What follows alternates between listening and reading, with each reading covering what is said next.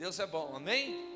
Queridos, eu quero partilhar com vocês uma mensagem. O tema dessa mensagem é muito infantil, parece ser um tema infantil. Quem é Deus? Não é uma pergunta que às vezes a criança pode fazer. Quem é Deus?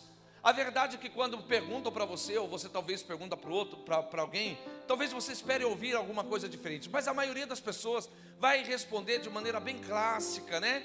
Deus é o Todo-Poderoso, é o Salvador, o Criador, e etc, e etc. São várias respostas que sinalizam, na verdade, uma única coisa: Deus é Deus.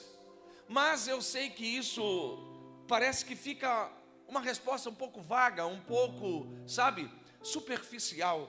Mas quem é Deus?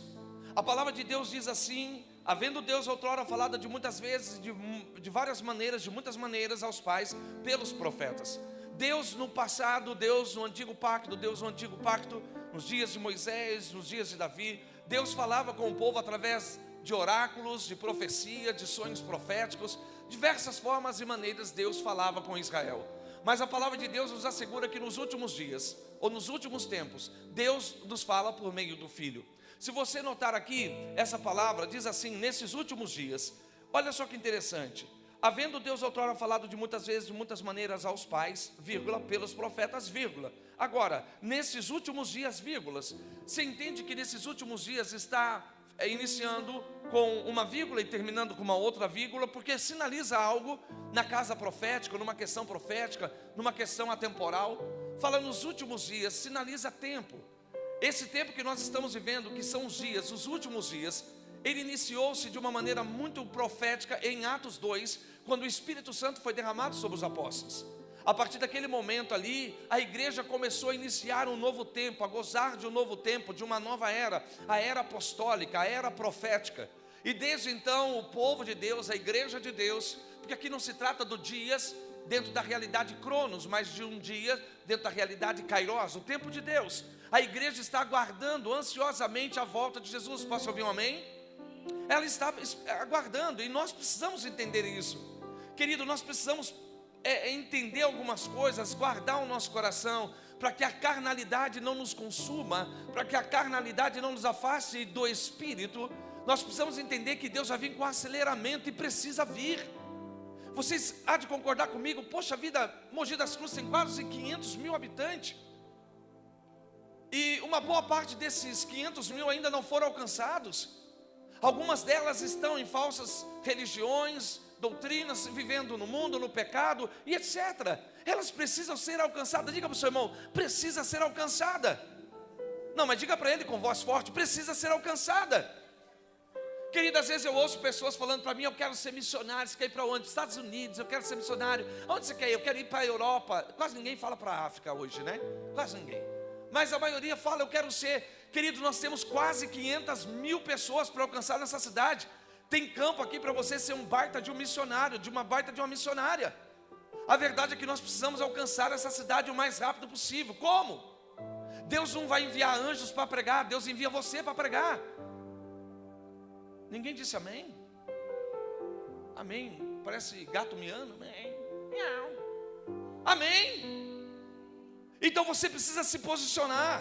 Não é tempo de você colocar no teu coração inveja, ciúmes, raiva, nada disso. É tempo de você se alegrar, porque alguém vai estar vindo. Você precisa alcançar alguém. Você precisa ser um André na vida de alguém, e você vai ser Pedro na vida de outro. Talvez você vai ser Paulo, você vai ser Barnabé.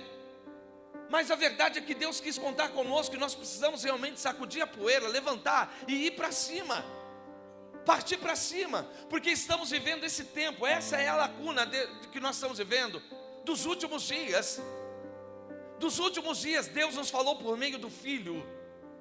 Por isso que as Sagradas Escrituras em Gálatas diz que ainda que descer um anjo do céu, trazendo um novo evangelho, ele seja anátema, porque não existe outra boa notícia. Não existe outra boa notícia a não ser Jesus Cristo.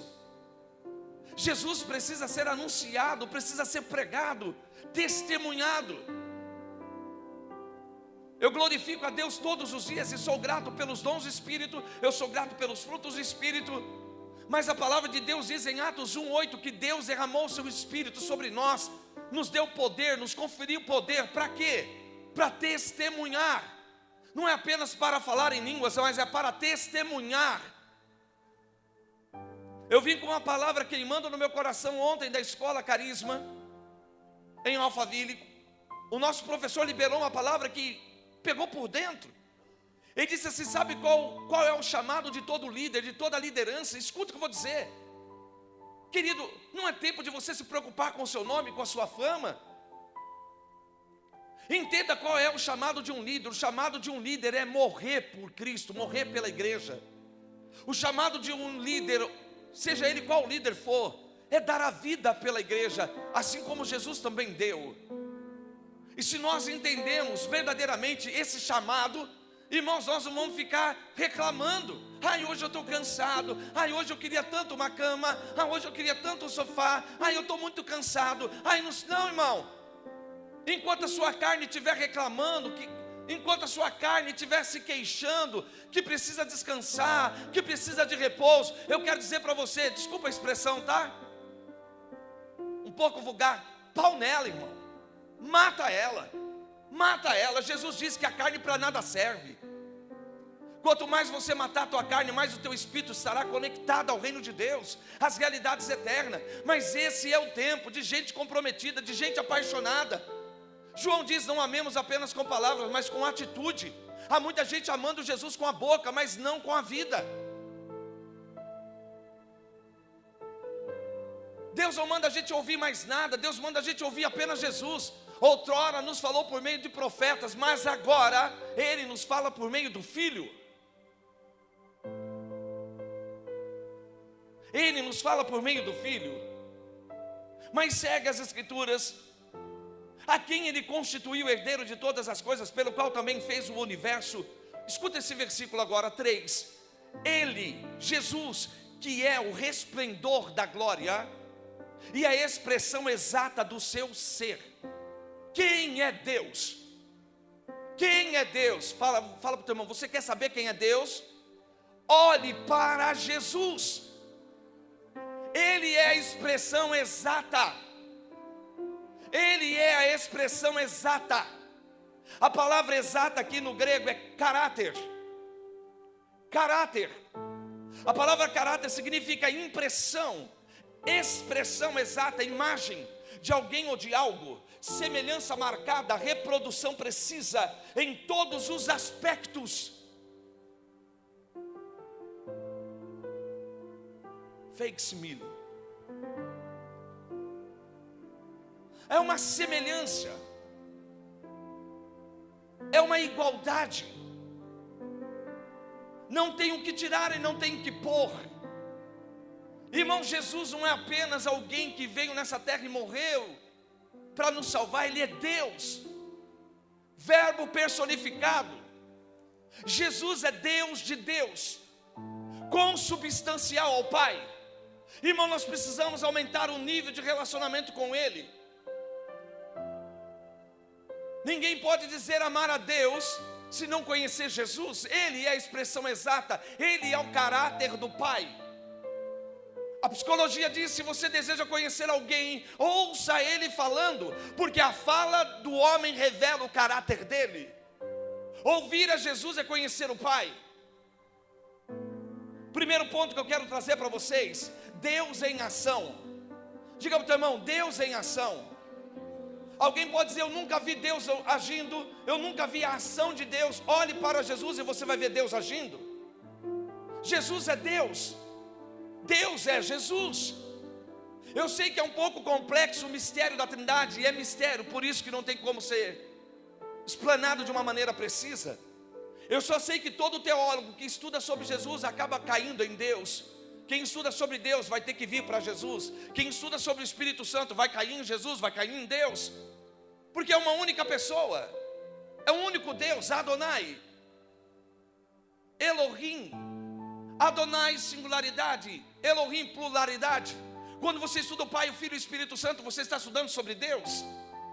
Eu sei que isso dá um nó na cabeça de muitos, inclusive daqueles que não amam a Deus, os intitulados anticristos. É muito complexo, mas você precisa entender que o Pai, o Espírito Santo e o Filho habitam em você. Deus habita em você por meio do Espírito Santo. Jesus habita em você por meio do Espírito Santo. Eu sei que na nossa cabeça existe 3 tronos no céu, por Pai, por Filho e do Espírito Santo, mas na verdade não. Na verdade é um trono só e as 3 pessoas em um único Deus. Bem, eu vou parar por aqui, senão vai dar um nó na cabeça de vocês. Mas a verdade é que Deus é Deus, Jesus é Deus, o Espírito é Deus. Atos dos Apóstolos capítulo 5, Pedro responde dessa forma, dizendo: mentistes a quem? Estais tentando mentir a Deus? Estais tentando mentir ao Espírito Santo? Ele atribui a divindade de Deus ao Espírito Santo. Então não existe o Deus maior, o Deus mais ou menos e o menor. É um único Deus. Nós precisamos entender isso, porque isso é fundamento da fé. É fundamento da fé. E eu quero dar aqui uma dica para a liderança: caminhar com o coração de Deus, andar com o coração de Deus, amar com o coração de Deus, servir com o coração de Deus, liderar com o coração de Deus. Esse é o tempo para a Lagoinha de Mogi. Nós precisamos avançar. Você precisa entender que quem te colocou não foi o pastor, é Deus. Dentro de um chamado você respondeu. Você precisa acreditar que você está revestido e munido de um poder, de uma unção. Eu quero que todos que estão aqui entendam isso, porque quando eu estiver falando de Jesus, também estarei falando de você nele. Você precisa entender que você é alguém estabelecido por Ele, para testemunhar a Ele. E testemunhar o quê? A unção ministerial que Ele carregou durante toda a sua vida ministerial na terra. E houve um objetivo, um foco. Jesus, Ele veio para destruir as obras do diabo. João 14, verso 9 diz: e Jesus respondeu: você me conhece? Você não me conhece, Filipe? Mesmo depois de eu ter estado com vocês durante tanto tempo, quem me vê, vê o Pai. Como você pode dizer: mostra-me o Pai? Você não crê que eu estou no Pai e o Pai está em mim? As palavras que eu lhes digo não são apenas minhas, ao contrário, o Pai que vive em mim está realizando as suas obras. Eu quero declarar pelo poder do Espírito Santo que você vai viver uma cirurgia espiritual nessa noite. Deus vai arrancar de vocês algumas mentiras, enganos de Satanás implantados por eles na sua vida. Por quê? Porque pela voz da religião e pelo engano de Satanás, muitos de nós estamos atribuindo a Deus a obra que não é de Deus, é do diabo. Muitos de nós estamos afirmando que Deus fez isso, aquilo outro, sendo mal, quando a palavra de Deus diz que Ele é o Pai das luzes, dele procede todo dom perfeito. A palavra de Deus afirma que do Pai não procede maldade, pois o Pai não faz o mal a quem Ele ama, Deus não faz mal a quem Ele ama. Você está convencido e certo de que Deus ama você? Então você precisa acreditar que Ele não se inclina a fazer o mal a quem ama. Você não crê que eu estou no Pai, disse Ele, pois, poxa vida, as palavras que eu digo não são minhas, mas ao contrário, do Pai. Deus está realizando, trabalhando, fazendo e operando. Foi assim que Jesus chama a atenção dos seus discípulos: quem vê a mim, vê o Pai. Ou seja, eu e o Pai somos um. Ou seja, o Pai se revela através de Jesus, por meio das obras e o trabalho de Jesus, que foi exatamente desfazer as obras do diabo. Você quer saber como Deus é? Olhe para Jesus. Você quer ver o Deus em ação? Olhe para Jesus. Você quer conhecer a vontade de Deus? Olhe para Jesus. Ele é a vontade de Deus em ação. Posso ouvir um amém? Põe a mão assim na tua cabeça, por gentileza. Fala: Senhor, com a unção do teu Espírito, desfaça agora todo engano de Satanás, toda mentira, tudo aquilo que eu ouvi da religiosidade, tudo aquilo que eu ouvi de outras vozes, que não foi a sua, sejam desfeitas agora na minha vida, em nome de Jesus, amém. João 6,38 diz assim: pois desci dos céus não para fazer a minha vontade, mas para fazer a vontade daquele que me enviou. Jesus tornava as pessoas doentes por acaso? Sim ou não? Você viu alguma passagem, Jesus andando na rua e dizendo assim: receba a doença, receba o câncer, receba a lepra? Alguém viu já? Alguma passagem de Deus insinuando isso?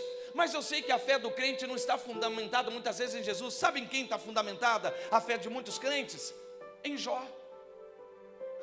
Ah, mas Jó, Ele era amigo de Deus, ele andava com Deus, ele estava com Deus. E olha lá, a Bíblia diz que Deus permitiu. Eu vou te explicar algo. A vida de Jó é dividida em dois momentos. O momento que ele achava que conhecia e o momento que de fato ele passou a conhecer. Entenda que Satanás, ele precisava de uma brecha, como ele precisa de uma brecha na tua vida para tentar atuar na tua vida, tatuar na minha vida. Então ele encontrou uma brecha. Qual foi a brecha que Satanás encontrou na vida de Jó para ir até Deus? De verdade, no meu coração, eu creio, a brecha da ignorância. As escrituras dizem que o meu povo perece por não conhecer a Deus. Jesus afirmou: errais por não conhecer as escrituras. A ignorância é um pecado. Diga para o seu irmão: a ignorância é um pecado. Não diga: a ignorância é um pecado. Querido, pecado não é só matar, roubar, adulterar, não, mentir. Permanecer na ignorância também é um pecado. E Satanás precisa disso para poder tentar atuar contra a sua vida e frustrar os planos de Deus. Então ele se apresenta a Deus porque ele tem uma legalidade. A ignorância de Jó. Aí Deus misericordioso diz: pode tocar no que você quiser, cara, mas você não vai tocar na alma dele. Deus tinha um plano na vida de Jó. E Jó pelejou, sofreu muito. Você conhece toda a história. Ao ponto que Deus desce para vir ter com Jó. Ele chega para Jó: e aí, meu amigo, tudo bem? O camarada estava coçando com uma telha. O que lhe restou? Uma telha para coçar as suas lepras. Mas o interessante é que quando Deus vem para Jó, Jó começa a pregar para Deus. Jó começa a pregar para Deus. E Deus, eu imagino Deus com o braço cruzado, querendo, né? De repente tem hoje crente querendo pregar para Deus. Tem pastor que hoje fala assim: Espírito Santo, senta aí que eu vou ensinar você como é que faz. E ele começou a pregar. E Deus: tudo bem, agora deixa eu dizer algo a você, Jó. Onde você estava quando eu criei todas as coisas? Ali Jó já engole seco. Aí Deus começa a falar. Deus começa a falar, a palavra vai entrando em seu coração, o entendimento vai vindo. E aí então Jó cai em si e diz assim: uau, me perdoa, Senhor, me perdoa, porque eu pensava te conhecer, eu achava que te conhecia, mas eu te conhecia apenas de ouvir. Apenas de ouvir. Pergunta para o teu irmão: você conhece Deus porque experimentou ou conhece apenas porque ouviu?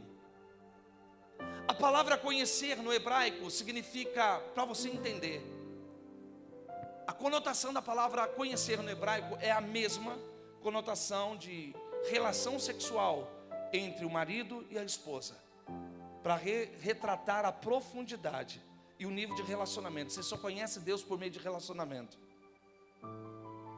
Eu achava que te conhecia, mas eu te conhecia apenas de ouvir falar. Aí olha o que ele diz: agora, de fato, sei quem você é. Escuta, conhecimento e revelação que vem de Deus te faz prosperar. Duas pessoas. Conhecimento e revelação de Deus te leva à prosperidade. Melhorou, meia dúzia. Quando ele teve essa revelação, escuta bem, leia a Bíblia diz que a partir desse momento, Jó possuiu o dobro de tudo o que tinha. Vocês estão aqui? Então para de usar essa palavra para que Satanás continue atrasando a sua vida, imputando o mal sobre você. Porque Jesus não coloca doença em ninguém, Ele não coloca enfermidade em ninguém. Ao contrário, olha os relatos do Evangelho de Mateus, Marcos, João, Lucas. Ele era alguém que passava e curava, ele era alguém que passava e libertava. Essa era a unção que o mestre possuía. Atos 10, verso 38. Como Deus ungiu a Jesus de Nazaré com Espírito Santo e poder. E como ele andou por toda parte fazendo bem e curando todos os oprimidos do diabo, porque Deus estava com ele. João 14, 9. E Jesus respondeu: você me conhece, Filipe? Você não me conhece? Mesmo depois de ter estado com vocês durante todo esse tempo, quem me vê, vê o Pai. Como podes dizer, mostra-nos o Pai? Do ponto de vista natural, querido, é difícil para as pessoas entenderem que a maioria das leis que regem esta terra hoje passaram a existir pós a ocasião da queda do homem.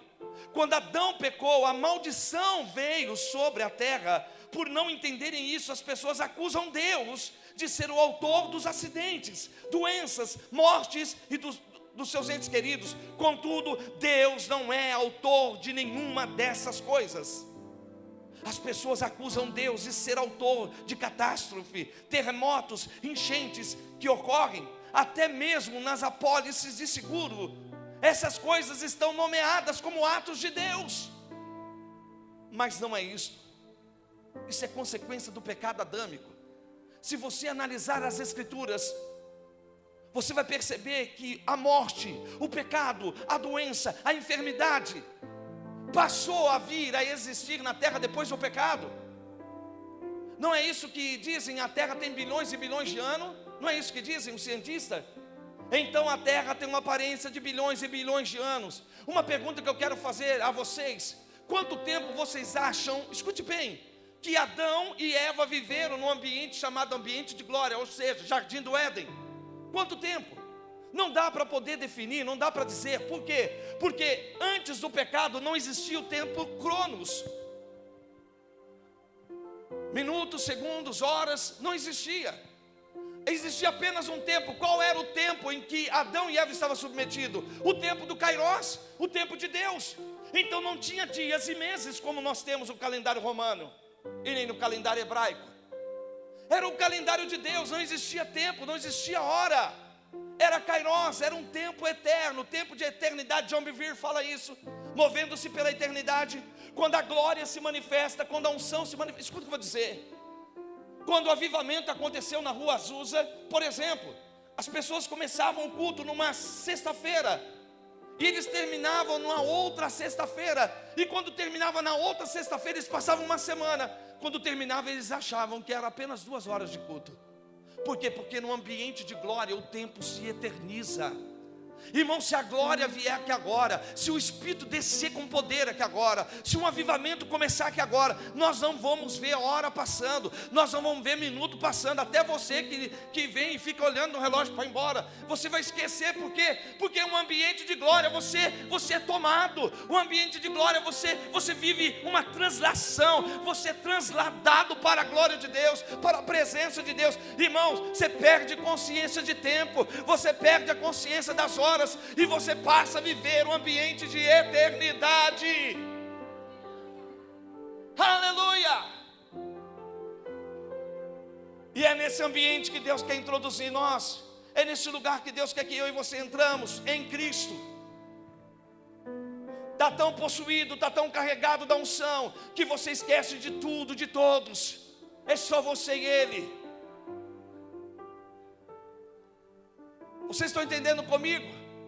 Que a doença, a enfermidade, a morte passou a existir depois do pecado. Romanos 6:23, o salário do pecado é a morte. E se você estudar as Escrituras desde Gênesis, você vai percebendo que o homem, após a queda, ele foi determinado para ele um tempo, 900 anos, depois 800, depois 700, depois 400, depois... A última palavra que nós temos sobre o tempo de vida é 80 anos, o que passar disso é enfado. Agora, por que os dias da vida do homem foi diminuindo? Por conta do pecado. O pecado vai abreviando a sua vida. O pecado vai fazendo com que você viva. Tem muita gente morrendo de morte prematura por conta do pecado. Vivemos em um tempo de desobediência. As pessoas acham que só vão prestar conta do que elas fizeram de errado no juízo eterno, no juízo final. Eu quero dizer que não é apenas as coisas que você fez de errado, como adultério, como outras coisas e outros pecados. Você também vai prestar conta. Por quê? Porque eu e você negligenciamos a obra de Deus, negligenciamos o chamado, resolvemos não obedecer. Desobediência é pecado aos olhos de Deus, é tão grave quanto o crime de feitiçaria. É o que diz as Escrituras. Diga para o teu irmão: Deus não te trouxe aqui. Diga para ele: Deus não te trouxe aqui para fazer a tua vontade. Deus te trouxe aqui para fazer a vontade dEle. Por isso que quando eu vejo as pessoas pregando, ministrando, eu digo: Senhor, a igreja é tua, ela não é minha, eu só cuido dela. Mas é tua. As pessoas acusam Deus de ser autor dessas coisas. Segundo ponto, aquele que repreende a tempestade. Mateus 8, verso 23. Entrando ele, Jesus, no barco, seus discípulos seguiram. De repente uma violenta tempestade abateu-se sobre o mar, de forma que as ondas inundavam o barco. Jesus, porém, dormia. Os discípulos foram acordá-lo, clamando: Senhor, salva-nos, vamos morrer. Ele perguntou: por que vocês estão com tanto medo? Diga para o seu irmão: onde a fé está, o medo não chega. A ausência da fé traz o medo. Deixa eu te perguntar, com que você está carregando no coração? Coragem ou medo? Se você é alguém que sente medo, é porque a fé não está operando, a fé não está presente. Porque quando a fé chega, o medo vai embora. Quando a fé chega, o medo vai embora. Quando a fé chega, o medo vai embora. Quando a fé chega, o medo vai embora. Quando a fé chega, o medo vai embora. Quando a fé chega, o medo vai embora. Aonde a fé está, o medo não pode estar presente. Eu quero encorajar vocês nessa noite a abrir o coração, receberem Jesus e realmente lançar a tua vida sobre Ele. Eu quero dizer para vocês que foi a melhor escolha que eu fiz na minha vida quando eu tinha 19 anos. Irmão, eu estou com 46 anos. Estou quase chegando à casa dos 50 e muito feliz com Jesus. Quase a casa dos 50 com cara de 25. Isso é bom.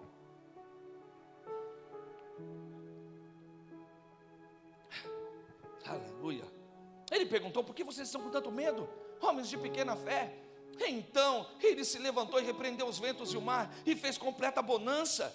Os homens ficaram perplexos e perguntaram: quem é este que até o vento e o mar lhes obedecem? Querido, Jesus aqui não censurou algo que Deus fez. Eu quero que você entenda que essa tempestade que se levantou para matar Jesus e os seus discípulos não era a obra de Deus. Não era um vento, não era uma tempestade ocasionada por Deus. Era algo destrutivo. A palavra que Jesus usou aqui para dizer cala-te mar, não era nem hebraico e nem aramaico, não era nem hebraico nem grego, era aramaico. Ele usou a palavra fimotete. Fimotete. Essa palavra não era designada a um fenômeno natural, era designada a uma pessoa, a um ser. Jesus, na verdade, estava dizendo para Satanás: cala-te, vá de retro, Satanás, suma daqui, desapareça. E então houve a bonança. Segundo alguns teólogos, afirma que aquela tempestade que se levantou, o vento que soprou contra o barco de Jesus, foi o mesmo vento que soprou e matou os filhos de Jó. Existem tempestades que estão se levantando na tua vida. Você precisa agora se tornar um homem espiritual. Ei, eu quero dizer para você, você é alguém que foi estabelecido por Deus assim, em Cristo Jesus, para também continuar desfazendo as obras do diabo. Não é para consentir com o que a televisão fala, o que a ciência fala, o que a internet fala. Você precisa se posicionar, você precisa ouvir o que Deus está falando, o que Deus já falou e o que Ele falará ainda. Eu e você precisamos estar conectados com o céu. Esse é o tempo, essa é a hora, esse é o momento, Lagoinha, de ouvir o que o céu está dizendo e desligar da terra. Não interessa o que a terra diz, não interessa o que estão falando, não interessa o que o jornal está falando, o que a TV está falando. O que interessa é o que o céu está falando. Não dá para mais aceitar coisas que não partem de Deus para a sua vida. Você é filho de Deus, você é filha de Deus, você foi escolhido e eleito em Deus para viver uma vida de reino, de governo. Precisamos corrigir algumas coisas em nossa mentalidade, porque muitos na igreja estão confusos. As pessoas têm todo tipo de ideia que não é bíblica. Algumas pessoas pensam: bem, Deus tem tudo sob controle. Não. Até porque se Ele tivesse, não estaria do jeito que está. Pastor, você está falando heresia? Não estou. Em Gênesis capítulo 1, versículo 27, Deus deu ao homem a autoridade, Deus deu ao homem o domínio, Deus deu ao homem o governo da terra. O salmista diz: a terra pertence aos homens, mas os céus a Deus. Deus deu a terra aos filhos dos homens, aos filhos de Adão. A terra é sua, a terra é minha. Ele nos deu como herança. Ele diz: pedi ao Senhor e darei nações como herança a vocês. Entenda o que estou dizendo? Nós cruzamos o braço, estamos vendo o anticristo operando, estamos vendo as coisas acontecendo, e a gente diz assim, Nilton: ah, mas é bíblico, né? A gente está se contentando com o amor que está esfriando no coração de muitos, inclusive no céu. Porque você está dizendo: é bíblico, né? Jesus disse assim: o amor de muitos se esfriarão. Ele disse de muitos, ele não disse da igreja. O amor lá fora pode esfriar, mas aqui dentro tem que pegar fogo. O seu coração tem que pegar fogo. A sua vida tem que pegar fogo. É tempo dos pacificadores se levantar, não passivos. É isso, obrigado. Tem gente que está confundindo a passividade com pacificação. Ser pacificador é ser um homem de paz, ser passivo não. Ser passivo é se tornar um ninho de Satanás. Está na hora de nós nos levantarmos como igreja, a voz profética, abrir, declarar, partir para, como o Felipe tem falado. Tem que falar de Jesus para as pessoas, tem que falar da sua igreja para as pessoas. Tem que fazer atos, jovens, atos. Não tem sentido os jovens se reunir só na igreja, follow, e não sei o que, tudo em inglês, eu não entendo nada, porque eu não falo em português direito. Se reúne só para poder fazer um movimentinho, vai para a rua, vai para a praça, sai com uma faixa, para no sinal. Lagoinha está aqui, quer ajudar você, quer servir você. Faz esse tipo de movimento, jovem. Jovem, vencesse o maligno não para ficar dentro da igreja, para poder ser testemunha de Cristo. Vai. Eu tenho vergonha. Tem que ter vergonha de pecar, irmão, não de anunciar o evangelho. Tem que ter vergonha de pecar. Namoro santo, vida santa, conduta santa, imaginação santificada. O cara quer prosperar, fica só assistindo pornografia, irmão. Não pode ver uma mulher. Está que nem cachorro na frente daquelas televisão de cachorro, né, que fala que é aqueles lugares que põe frango passar. Já viu o cachorro olhando para aquilo dali? O bicho... Tem homem que é assim, é crente, está na igreja, mas não pode passar uma irmãzinha. O cara olha no traseiro da irmã e depois fala: Deus, me perdoa. Vai, seja agressivo, seja violento. Está na hora de nós partirmos para cima, desfazer as obras do diabo. A única forma de revelarmos a Deus, de trazermos a pessoa de Deus, de revelarmos a Deus, estabelecemos o seu reino, é fazendo como Jesus fez, destruir as obras do cão.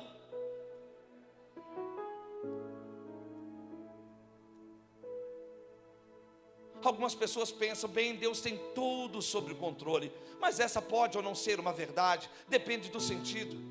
Vou provar para você isso: Deus não pode fazer nada na terra sem que um homem concorde com Ele. Por quê? Porque Deus mesmo se limitou a agir na terra quando Ele deu a terra ao governo do homem. Por exemplo, nos dias de Noé, para mandar o dilúvio, Ele teve que achar alguém que concordasse com Ele. Então Deus partilhou a ideia: Noé, esse é o desenho. Está comigo? Estou. Prepara a arca aí. Eu vou te dar as instruções. Faz aí o seu navio. Esse não vai ser o Titanic, não vai afundar, o negócio vai dar certo. Pode fazer. Quando terminar de fazer, eu vou mandar chuva. Ele queria ou não queria destruir Sodoma e Gomorra? Queria, muito pecado, muita iniquidade, ausência da justiça. Mas ele não podia, de uma certa forma. Por quê? Porque ele precisava que algum homem concordasse. Então Abraão entra em cena. Se tiver 50, se tiver 30, se tiver 20, se tiver 10, justo lá, e aí, Senhor? Não destruirei. Então ele falou assim: faz o seguinte, eu tenho lá o meu sobrinho, ele é justo, tira ele, a família dele, depois pica fogo. Vocês estão entendendo o que eu estou dizendo? Querido, eu quero dizer para você isso, você precisa entender. A igreja está entregando a vida de pessoas a Satanás. Quando Deus chamou, estabeleceu você para libertar, para curar, assim como Jesus fez.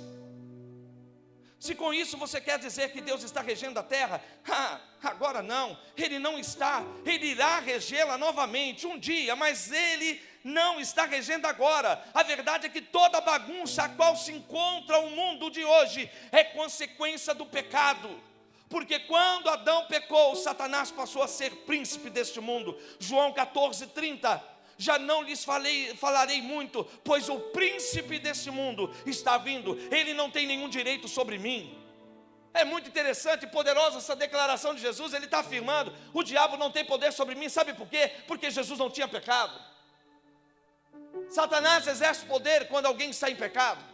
Satanás exerce legalidade quando alguém está em pecado. Então ele começa a atuar, ele começa a operar, ele causa dano, destruição. O ladrão veio senão para roubar, matar e destruir. Mas Jesus deixou claro: olha a identidade, olha a revelação, olha o caráter dele. Mas eu vim para que tenham vida e a tenham em abundância.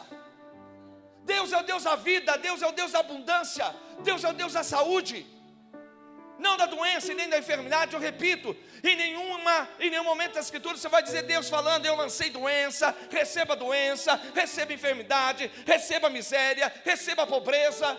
O Espírito do Senhor ungiu-me para que eu pudesse evangelizar os pobres. Aonde Ele chega, a pobreza vai embora. Ele me ungiu para que eu pudesse dar visão aos cegos. Aonde Ele chega, a cegueira vai embora. Ele me ungiu para que eu pudesse pôr em liberdade os cativos. Onde Ele chega, não há cativeiro. Ele me ungiu para que eu pudesse também dar agora liberdade aos oprimidos. A opressão acaba quando a revelação chega.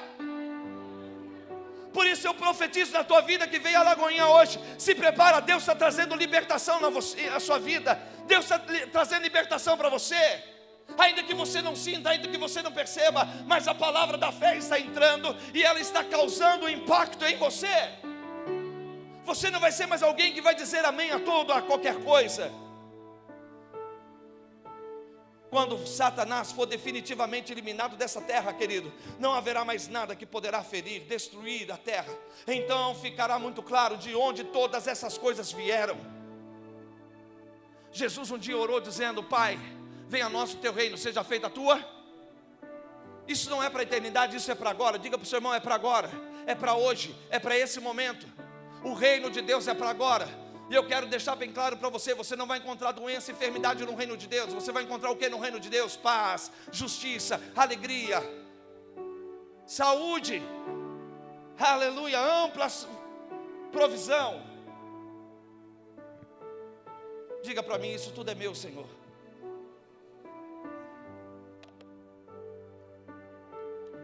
Terceiro e último ponto: destruindo as obras do diabo. Jesus é Jeová Rafá. Diga para o seu irmão: Ele é Jeová Rafá. Êxodo 15, verso 26 diz assim: que Deus disse a Israel: ouça a minha palavra, medita na minha palavra, guarda a minha palavra, permaneça na minha palavra, e eu os curarei. E eu os curarei, porque eu sou Jeová Rafá, o Deus da cura. Olha, deixa eu te dizer, Êxodo 15, 26 tem a assinatura de Deus. Qual é a assinatura de Deus? O Deus da cura. Por isso que quando você vai orar por um doente, clame por Jeová Rafá. Declare: Deus da cura, Deus da cura, Deus da cura, Deus da cura. Ele não é da doença, Ele é da cura. É muito contraditório falar que Deus é o Deus da cura quando você crê que Ele envia a doença, porque Ele quer me ensinar. Ele te ensina não é por meio de doença, Ele te ensina por meio das Escrituras. Se queres aprender, leia a Bíblia. Esse é o instrumento que Deus usa para ensinar a mim e a você. Posso ouvir um aleluia? Atos 10, 38 deixou bem claro. Então Deus ungiu com o Espírito Santo e com poder. Para quê? Para curar a todos os oprimidos do diabo. Você entenda que toda doença é uma opressão satânica? Enquanto você não entender disso, Satanás vai ficar muito feliz e dizer: uau, continua crendo assim. Essa crença limitada, não é nem limitada, é errada a respeito de Deus. Porque eu preciso disso, eu preciso que você permaneça na ignorância para que eu possa agir. Porque quando chega o entendimento e a revelação, ele perde a força, ele perde o poder, já não dá mais. Eu te amo muito, Jesus. Irmãos, só Deus sabe o quanto de batalha espiritual eu estou passando por conta dessa palavra que eu preguei de manhã e estou pregando agora. Ele não quer que você creia como a Bíblia diz que é para você crer. Você entende que a opressão do diabo é doença? Você entende que a opressão de Satanás é miséria? Você entende que a opressão de Satanás é escassez? Jesus certa vez entrou no templo um sábado, como era de costume, todo sábado ele ia orar também, como judeu que ele era. Ele ia orar ao Pai, e ele estava lá no templo orando, e de repente apareceu uma mulher encurvada, há muitos anos, mais de 18 anos. E de repente todo mundo ficou esperando, não? Sim, vamos ver o que ele vai fazer. Mais uma vez ele vai querer curar no sábado, não é possível, homem desobediente à lei. E de repente Jesus estava ali pregando, Nilton. E de repente ele olhou, ele viu aquela mulher, bem, Jesus, Jesus não dá, né, meu Deus. Ele não permite que alguém, que a enfermidade passe por ele e continue ainda reinando. Deixa eu abrir parênteses. Vocês lembram muito bem de um relato que Jesus disse que ele estava indo com seus discípulos, cantando, salmodiando, muito alegre, muito feliz. E encontra ele, estava vindo uma mulher carregando o seu filho num caixão. Eles estavam pranteando, chorando a morte do filho da mulher. Mas de repente Jesus estava vindo e Jesus não desviou para que eles passassem. Eu quero dizer que quando a morte encontra com Jesus, ela tem que bater retirada. A doença, quando encontra com Jesus, ela tem que sair. Então Jesus continuou e de repente veio o caixão, ele parou o enterro e disse: o que está acontecendo? Meu filho está morto. Então a Bíblia diz que ele se aproximou e pôs a mão no esquife e tocou no menino e disse: agora levanta, levanta, levanta. E o menino levantou. Jesus fez com que um luto se transformasse em festa. Eu mencionei isso de manhã. Por que Jesus morreu primeiro? Jesus na cruz morreu antes dos ladrões. Sabe por quê? Porque se Jesus não tivesse morrido antes dos ladrões, os ladrões não conseguiriam morrer. Porque a morte não prevalece onde a vida está presente. Ele partiu primeiro, para depois os dois irem também. Porque se os dois morressem primeiro que Jesus, seria impossível. Era como se Jesus no reino espiritual dissesse: a morte venceu o Cristo, a morte venceu Jesus de Nazaré, a unção que ele carrega agora não dá. Não, então ele partiu primeiro, porque senão os dois não poderiam morrer. Eu quero dizer algo a você, obrigado Espírito Santo. Eu quero dizer algo a você: se Jesus está na tua vida, a morte não pode prevalecer, a doença não pode prevalecer, a não ser que você dê autoridade, a não ser que você dê poder a ela. Mas não, você não vai dar poder à doença mais, à enfermidade mais, porque você tem entendimento que não há nome maior do que o de Jesus Cristo. Ele é o nome que está sobre todos os nomes. Não existe nome mais poderoso do que do Cristo. Irmão, chega de ouvir a religião. Tem muito pregador religioso estabelecendo falsas doutrinas no coração do povo, de um Deus fraco. Olha, irmão, não serve a Jesus não, cara, porque depois que você entra no ministério, irmão, deixa eu dizer, o diabo se levanta, hein? Nossa, aconteceu isso, sabe por quê? Irmão, porque você tomou posicionamento. A ideia que se passa por pregadores e que se torna doutrina para vidas é que se você servir Jesus Cristo, você vai ficar na pior. Se você servir a Jesus Cristo, você está lascado. Mentira de Satanás. Mentira de Satanás. Mentira de Satanás. Quanto mais você andar com Jesus, menos poder o diabo terá sobre você, e mais parecido com ele você vai se tornar. A autoridade vem à medida que você vai se tornando imagem e semelhança dele. Como se tornar imagem e semelhança de Jesus? Andando com ele. Quanto mais você andar com ele, mais parecido, mais parecido, mais parecido, mais parecido, mais parecido. Eu estou orando para que Deus visite essa casa com uma unção de milagres. Meu Deus, a Lagoinha em Mogi das Cruzes precisa ser o celeiro de milagres. Eu não sei você, mas eu quero isso. Jovens desejam isso. Vocês andando na rua e orando por pessoas, e pessoas sendo curadas.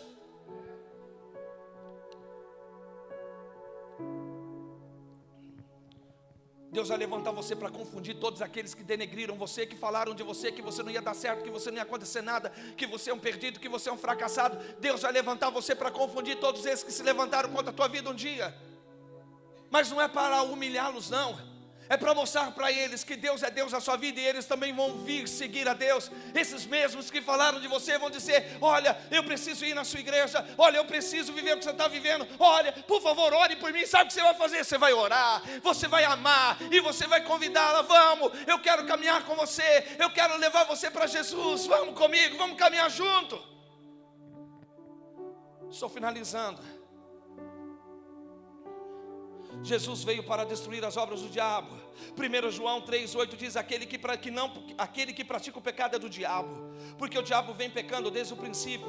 Para isso o Filho de Deus se manifestou, para destruir as obras do diabo. Destruir, essa palavra significa, na raiz dela, significa libertar alguém por algo preso ou atado, de alguém amarrado, envolvido em bandagens, amarrado com cadeias, um prisioneiro. Tirar da prisão, deixar ir, desatar, desfazer, dissolver algo amarrado, atado ou compactado, despedir e dissolver. Jesus veio para destruir, Ele veio para desamarrar você, Ele veio para colocar você em liberdade. Aleluia. Vocês lembram lá da passagem onde o seu amigo Lázaro estava morto, envolto em faixas, e ele então disse assim: vem para fora, Lázaro. Você conhece a escritura? E Lázaro saiu, meio que enfaixados. Mas o que acontece? Aquelas faixas da morte que prendiam o seu amigo, aquela faixa da morte que prendia o seu amigo, não puderam por muito tempo segurá-lo, não puderam segurá-lo. Quando Deus abre a sua boca e fala: vem para fora, Lázaro, ele se levantou e veio. Nessa noite Deus está dizendo para você: vem para fora. Nada pode segurar você, nada pode prender você. Vamos para cima, Lagoinha, vamos para cima, Lagoinha. Não se contente de estar só você nesse lugar. A sua família precisa vir, os seus amigos precisam vir, todos precisam vir. Eu quero profetizar que Deus está liberando uma unção sobre a tua vida, em que você vai abrir a tua boca e ninguém vai resistir, e ninguém vai resistir, e ninguém vai resistir. Quando você abrir a tua boca e convidar para vir à igreja, eles vão dizer: eu vou, eu vou, eu vou, eu vou, eu vou, eu vou, porque a unção que desfaz as obras do diabo está sobre a tua vida.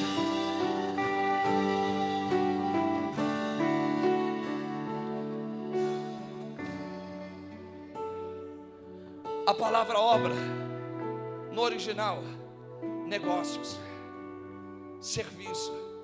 Diga para o seu irmão: o negócio do diabo, o comércio de Satanás, se chama doença, enfermidade e miséria. Esse é o comércio dele. Jesus veio para fechar o comércio do diabo. Mogi das Cruzes, ouça: o teu tempo de libertação chegou, em nome de Jesus Cristo. A quem ele veio libertar? T-O-D-O-S. Todos os oprimidos pelo diabo, dos quais um dia eu e você fizemos parte, hoje não mais. Conclusão: cura é provisão de Deus. Deus sempre se opôs às doenças, nunca foi em favor delas. Até mesmo no Antigo Testamento Ele sempre deu provisão para o seu povo da aliança ser curado. Se doença fosse a vontade de Deus, Ele não teria dado a provisão da cura. Quando Israel atravessou o Mar Vermelho, ele estava em direção à terra prometida. O Senhor disse: eu sou o Senhor que te sara. Êxodo 15, 26. Observe que não foi o Senhor quem fez Israel sofrer, ficar doente. Ele disse: veja a minha assinatura, eu sou o Senhor que te sara. Jeová Rafa, Yahvé Rafa, o Deus da cura, o Deus da saúde. Receba esse Deus essa noite. Êxodo 23, 25, nós vamos orar. Olha o que diz, escuta, para você que ouviu tanta besteira, que te trouxe medo, que te trouxe insegurança, uma fé fingida, não verdadeira. Para você eu quero ler essa passagem. Se servireis ao Senhor, vosso Deus, e Ele abençoará o vosso pão, e a vossa água, e tirará do meio de vocês toda a enfermidade.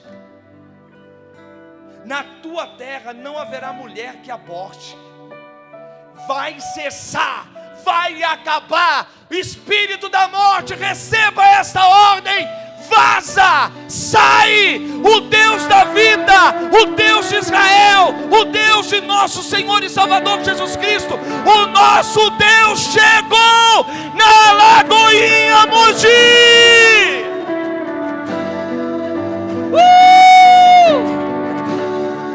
Não haverá esterilidade, não haverá esterilidade.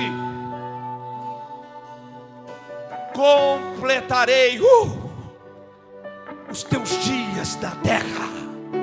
Havia uma sentença de morte sobre você, havia uma sentença de morte sobre mim, mas Ele diz: porque você se dispôs a me servir, agora você não vai morrer antes do tempo, você não vai morrer antes antes dos tempos. Tem irmão aqui que está que nem presbiteriano na geladeira, parecendo um picolé. Não abre nem a boca para glorificar. Cuidado, você vai morrer que nem Herodes, que não deu glória e morreu comido pelos bichos. Abre a tua boca, não é o homem que você glorifica, não é o pastor Wagner, mas é a palavra de fé que está chegando sobre a tua vida agora.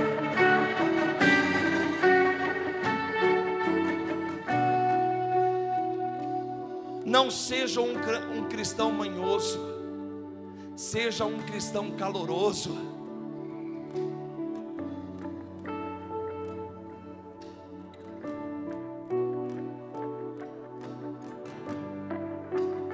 Deus é Deus de cura, Deus é Deus de vida.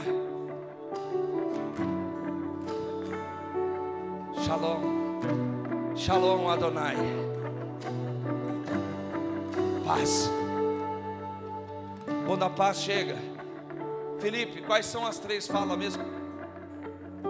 Como que é? Consertar o que está quebrado, nada quebrado, nada faltando, nada fora do lugar. Uau, obrigado. Diga comigo, nada quebrado, nada faltando, nada fora de lugar. Quando ele vem, é isso que acontece. Nada quebrado, vai haver conserto, nada faltando, ampla suficiência, nada fora do lugar. As coisas vão ser postas no lugar.